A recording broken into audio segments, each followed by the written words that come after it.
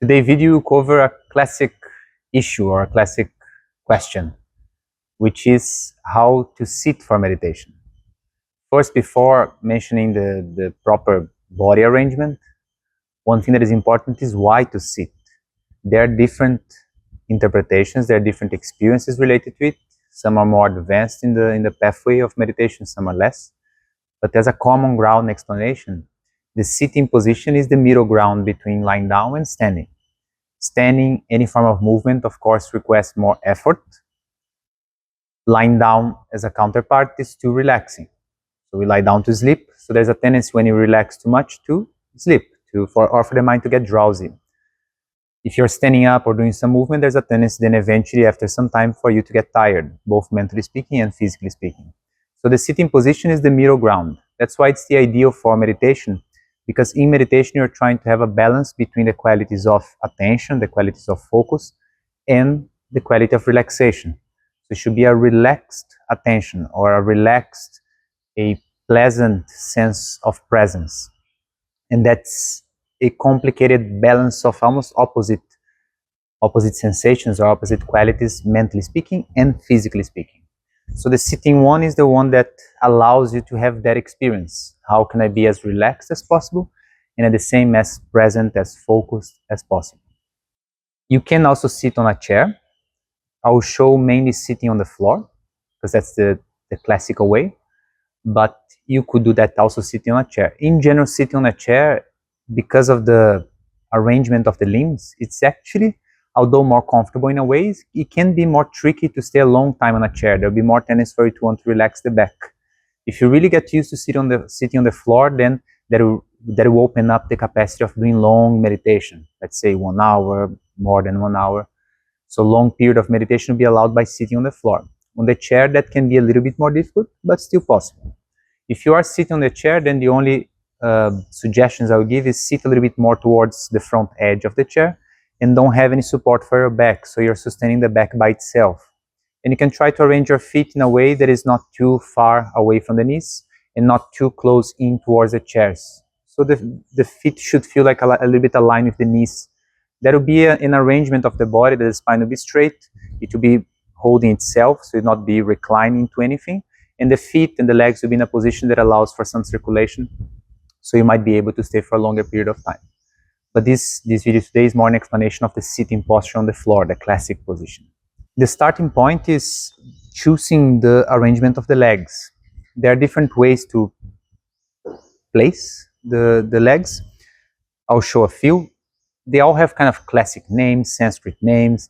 They also have specifics in different traditions. So certain ways of arranging the feet are understood as better for pranayama, for example, for breathing practices. Certain other arrangements are considered better for meditation, for like samadhi, dhyana. I won't enter too much into this. I'll do in a very general way. So the first arrangement that you can have is to have your legs a little bit forward, like I'm showing. So if you see, it will look more like a square shape. Instead of pulling the legs very close to your hips, you just keep a little bit forward. When you look from the top, it feels more like the shape of a square. It can be closer, can be a little bit more far, the knees from the feet. Any way that you find more suitable to you, that's one possibility. The second one is pulling the feet close one to the other and towards the center of the hip, the center of the pelvis. This can be more difficult for most people. It requires a little bit more flexibility. You can always have a cushion. I'm not having a cushion here. For my body is okay, but for most people, having a cushion can be a better idea. So sitting on a cushion will allow more space on the hip. Okay, so for all the positions that I'm showing, you can also use cushions or blocks to sustain the hip, or even something under the knees if it's more comfortable to you. So that'll be the second way, to have the feet kind of close one to the other at the center. Another possibility would be to move the toes or half of the foot inside between the thigh and the foreleg of one leg, and then you pull the other foot and the other half up, which is like the Siddhasana posture. That's also a possibility. Some people like to have just one foot on top of the one leg, like I'm showing, it should be like a half Padmasana, half Lotus. That's another possibility. Again, it requests a little bit more flexibility. There's a last one that I really don't suggest you to use that as a general practice, which would be a Padmasana, a full Lotus. So the pulling of one leg on top of the other. For most people, this will be either very annoying, like slightly uncomfortable, or actually virtually impossible. Genetically speaking, some people have some shapes of hip and bone structure which do not allow for full lotus. So no point in forcing. Choose the position that you prefer. Okay?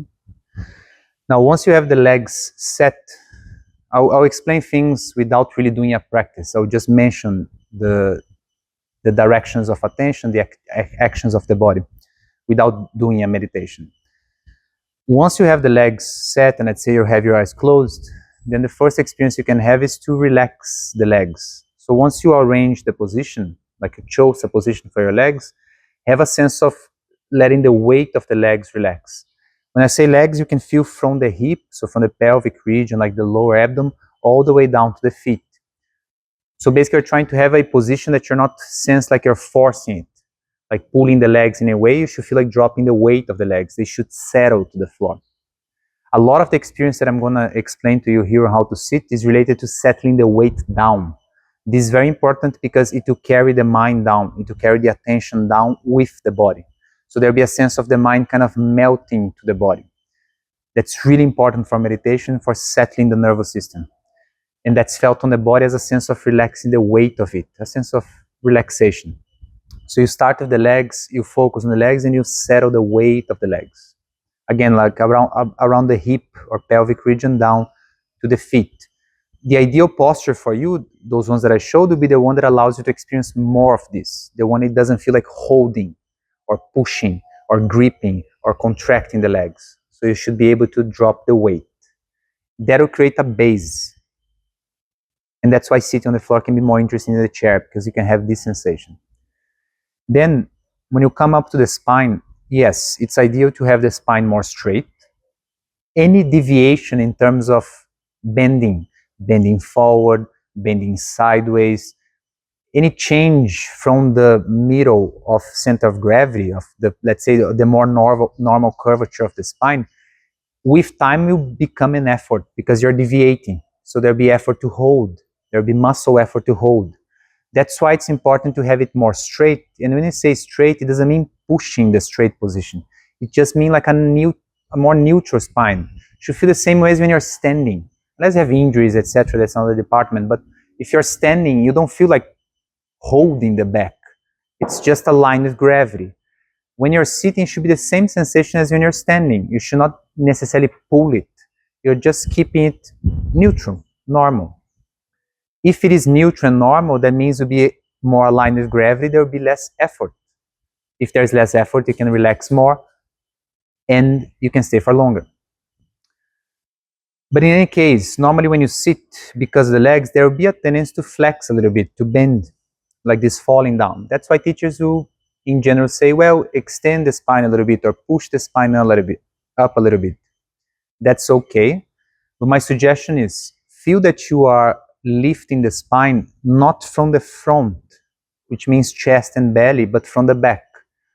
So what I mean is sometimes you see people, when they are going to extend the spine, they push the chest forward, so they pump the chest, and they pull a little bit of the belly forward. And even worse, sometimes they pull the belly in, and some teachers will even say that, like, keep the belly in to hold the position. Now that's a very tense arrangement. It will disturb prana, it will disturb sensation of the body, to disturb the nervous system, and it will be difficult to hold. So it's definitely not the ideal experience you want to have for meditation or pranayama. So when you're saying about lifting the spine, you try to feel more from the back.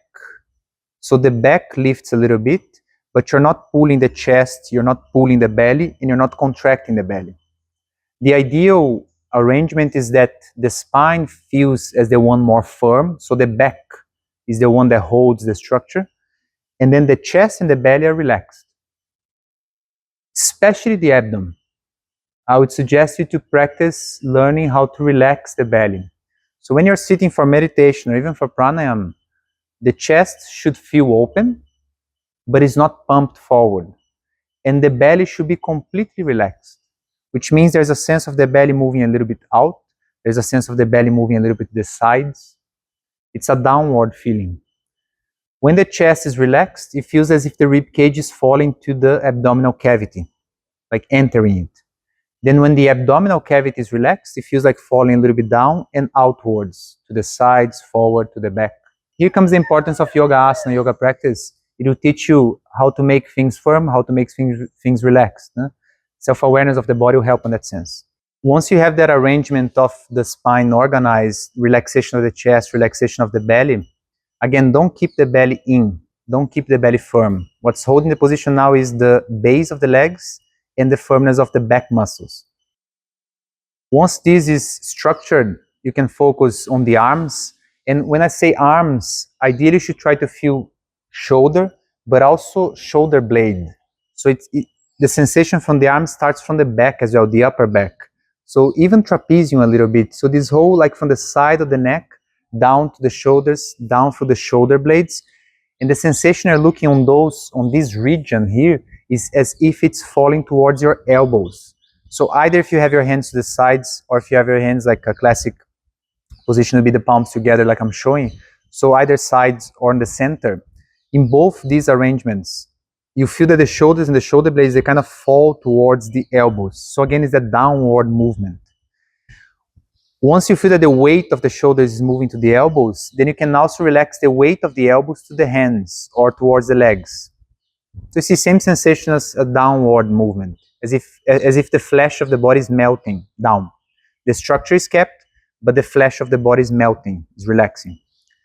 Then in terms of the neck, it's interesting for meditation, you don't have a sense of looking straight forward. Imagine there's like a hook right here at the end of the neck where the cranium would start, and as if it's pulling a little bit upwards. So there will be a sensation of extending the neck. Now it's not a forced movement like this. It's mild. So if I'm looking forward like this, now I sense as if there's a hook pulling the back of the neck a little bit up, and then the eyesight can be directed slightly downwards. Instead of forward, slightly downwards. So you see it's felt as an extension of the neck on the back, and it's felt as if the chin goes a little bit inwards, but without force. For pranayama, you can do it more forcefully, like Jalandhara Bandha, but for meditation, it can be a very gentle movement in and a pull up. When you're having your eyes closed and you do this action of the neck, you can have a sense of the eyes looking slightly downwards, towards the line of the nose. You don't have to cross the eyes to see the tip of the nose. It's just a sense of the eyesight moving downwards, not anymore forward. Once this is arranged, sense the face and try to be without expression. Okay, so zero expression, no showing of any kind. You might feel when you're very relaxed, you can even induce that a mild smile, if you want to be like the classic Buddha statue smile. It's like a mild inclination of the side of the mouth, like a very, very soft smile. You can use that, but overall, it's a sense of no expression. It's a sense like a blank face. You relax all the muscles of expression around the eyes, forehead, around the mouth, everything softens up, so there's no expression. And then the tongue, the classic position of resting of the tongue is towards the upper palate. So the tongue doesn't stay down. When it's relaxed, it stays up. So imagine the roof of the mouth is here, the tongue will be resting on the top of it. And then the tip of the tongue can touch the back of your upper teeth. The front upper teeth, the tip of the tongue can just touch there. And the lips are slightly separate. Not open, just not shut, that's all. Slightly open. So the eyes are looking slightly down without crossing, without forcing. The head anyway is slightly downwards because of that arrangement of the neck. Face is relaxed, maybe a mild smile. And then the tongue touches the upper palate and the tip of the tongue touches the back of the front teeth. This will be the arrangement. You can even use this itself as a meditation. You maintain your awareness moving around those arrangements, those alignments, let's say, and you keep sustaining that experience. You see that the more you do it, the more you're going to learn how to relax in the posture. And that's very important. That in itself, if you learn how to do, become an incredibly pleasant meditation experience, because you'll be very comfortable in the body. You'll find the sensation of the flesh melting, the breath will relax, the nervous system will relax, so everything will kind of settle. And there'll be the sense of a downward sensation, which is very, very comfortable. And then you can use that for your attention will naturally want to stay there. The mind will want to stay with that sensation. Then meditation is not anymore a forced activity. It's something that happens naturally because you created the ideal conditions. So give it a try. It's one possible arrangement of the body. There are others, but that's one that I like to use for both pranayama, let's say the breathing techniques on yoga, and also for any form of meditation that you are doing.